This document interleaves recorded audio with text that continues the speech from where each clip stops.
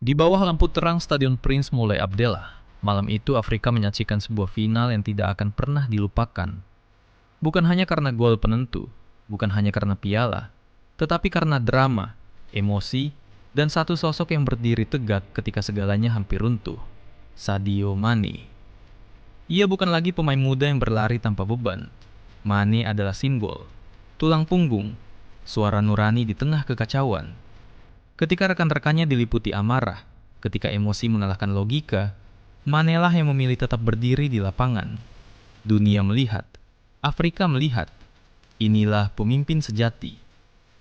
Final Piala Afrika 2026 awalnya berjalan seperti banyak final lainnya. Tegang, hati-hati, penuh perhitungan. Senegal dan Maroko sama-sama tahu, satu kesalahan kecil bisa mengubah segalanya. Babak pertama berjalan lambat, nyaris tanpa momen magis. Babak kedua lebih hidup, Maroko menekan, Senegal bertahan dengan disiplin. Waktu terus berjalan, skor tetap 0-0. Lalu datang menit-menit gila itu. Di masa injury time, Senegal sempat bersorak ketika bola masuk ke gawang Maroko. Tapi wasit menyia peluit lebih dulu. Gol dianulir. Beberapa menit kemudian, VAR memanggil wasit. Sebuah tarikan kecil di kotak penalti. Penalti untuk Maroko di menit ke-98. Dan disitulah segalanya pecah. Pelatih Senegal, Pape Thiaw, marah. Pemain-pemain Senegal merasa dikhianati. Satu persatu mereka berjalan keluar lapangan. Stadion bergemuruh. Penonton berteriak. Sebagian melempar botol. Dunia seperti berhenti. Tapi satu orang tidak bergerak. Sadio Mane berdiri di tengah lapangan, menatap rekan-rekannya yang berjalan menuju lorong. Ia menggelengkan kepala. Ia berteriak. Ia memohon. Bukan demi dirinya, tapi demi sepak bola, demi Afrika, demi kehormatan.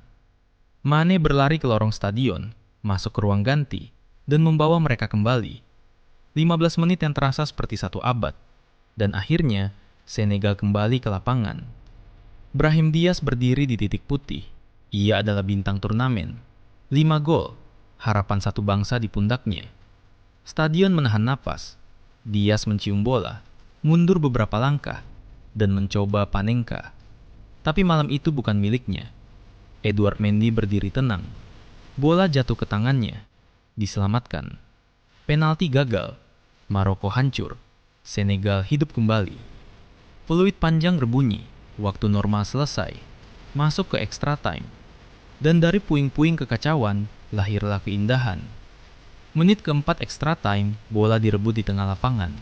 Mengalir ke Pape Gueye. Ia berlari, menatap gawang, dan melepaskan tembakan keras.